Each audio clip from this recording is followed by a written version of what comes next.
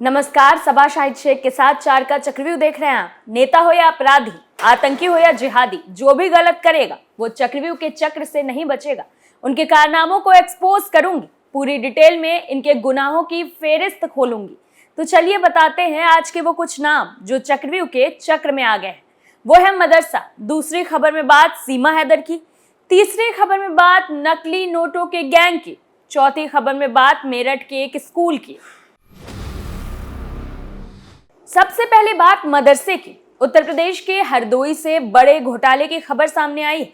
जानकारी मिली है कि हरदोई के मदरसों में करोड़ों का घोटाला हुआ है। हरदोई के मदरसों में 3 करोड़ 60 लाख रुपए की स्कॉलरशिप का गबन किया गया है।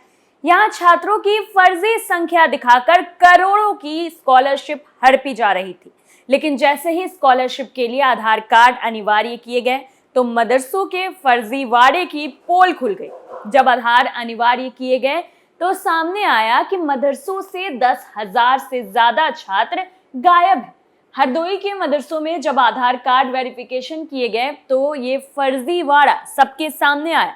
दरअसल एक आंकड़े के मुताबिक हरदोई जिले में कुल 141 मदरसे संचालित हैं, लेकिन मदरसों में 90% से अधिक छात्रों का कोई ब्यूरो नहीं मिला। आपको बता दें कि यूडाइस पोर्टल पर दर्ज आंकड़ों के मुताबिक विगत शैक्षणिक सत्र में 141 मदरसों में 25,944 छात्र थे, लेकिन नामांकन में आधार कार्ड अनिवार्य होते ही ये संख्या घटकर 15,759 रह गई। पुराने आंकड़ों के अनुसार 10,185 छात्र अचानक गायब हो गए। बताया जा रहा है कि शाहबाद के मदरसा नोकोई जई में आधार नंबर अनिवार्य होते ही 311 की जगह कुल 22 की संख्या रह गई। मदरसा जामिया अनवारुल उलूम बंदरिया में 248 की जगह अब सिर्फ 30 छात्र रह गए। हरदोई के मदरसों में हुए इस बड़े फर्जीवाड़े की जानकारी होते ही हड़कंप मच गया। वहीं अल्पसंख्यक कल्याण विभाग से जुड़े सूत्र बताते हैं कि शैक्षणिक सत्र 2021 से 2022 तक मदरसों में पढ़ने वाले 23,299 छात्रों को स्कॉलरशिप दी जा रही थी, जिन्हें हर महीने 300 रुपए प्रति छात्र स्कॉलरशिप दी जा रही थी। दूसरी खबर में बात सीमा हैदर की। इस वक्त हर तरफ पाकिस्तान के सीमा हैदर और भारत के सचिन की प्रेम कहानी काफी सुर्खियों में। इस बीच दोनों को लेकर हर दिन नए नए खुलासे हो रहे हैं। सचिन परचून की जिस दुकान में नौकरी करता था, अब उसी दुकान के मालिक ने सचिन को लेकर नया खुलासा किया है। दुकानदार हरिओम का दावा है कि मार्च में सचिन ने उत्तराखंड जाने की बात कह दुकान के काम से छुट्टी ले ली थी। तब सचिन ने कहा था कि वो पूर्णपुरी जा रहा है। दरअसल सचिन मार्च में उत्तराखंड जाने के बजाय नेपाल चला गया। दुकानदार का दावा है कि जब वो 10 दिन बाद वापस दुकान पर लौटा तो उसके व्यवहार में काफी परिवर्तन देखने को मिला। वो बहुत कम बात करता था।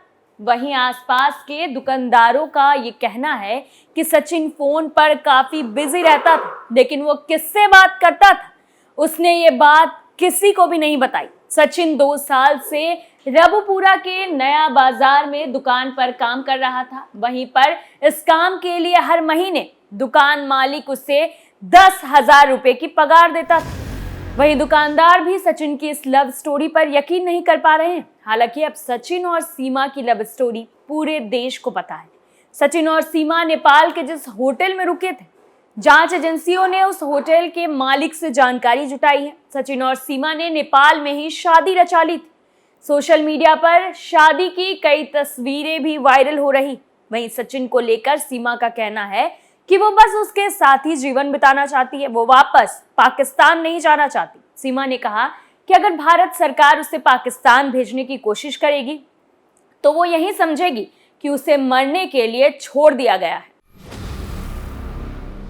तीसरी खबर में बात नकली नोटों के गैंग की।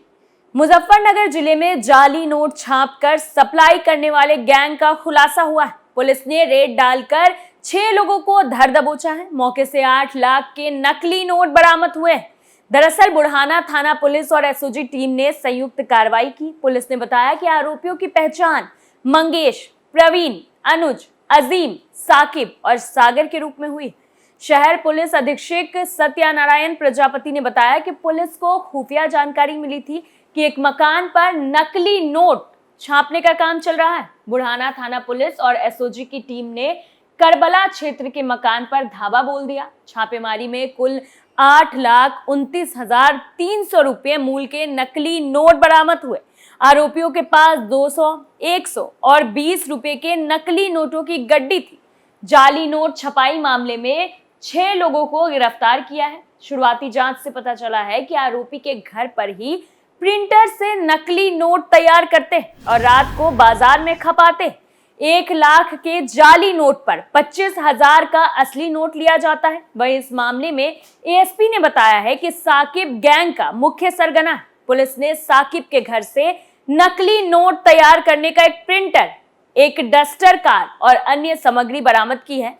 उन्होंने कहा कि आरोपी साकिब ने जुर्म को कबूल किया है। साकिब से पूछताछ में खुलासा हुआ है कि प्रिंटर से फोटोकॉपी पर नोट बनाने का काम होता है और अन्य सहयोगी अलग अलग लोगों को बेचकर मार्केट में सप्लाई करते हैं। वहीं इस मामले में एएसपी ने कहा है कि मंगेश, प्रवीण, अनुज, अजीम, साकिब और सागर के खिलाफ बुढ़ाना पुलिस स्टेशन में आईपीसी की संबंधित धाराओं के तहत मामला दर्ज किया गया है और कार्रवाई की जा रही है।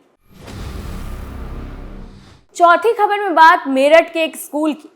मेरठ में एक छात्रा को तिलक लगाना महंगा पड़ गया। सावन के महीने में छात्रा रोज उपवास रखकर घर से तिलक और रुद्राक्ष की माला पहनकर स्कूल जाती थी, लेकिन स्कूल के शिक्षकों ने प्रिंसिपल से इसकी शिकायत की। इसके बाद प्रिंसिपल ने परिवार वालों को बुलाकर छात्रा को स्कूल आने से साफ मना कर दिया। परिवार वालों का आरोप है कि स्कूल की प्रिंसिपल ने भावना चौहान उनसे एक एप्लीकेशन पर साइन करने के लिए भी कह रही थी, जिसमें लिखा हुआ था कि वो अपनी बेटी को अपनी इच्छा से स्कूल से निकाल रही है।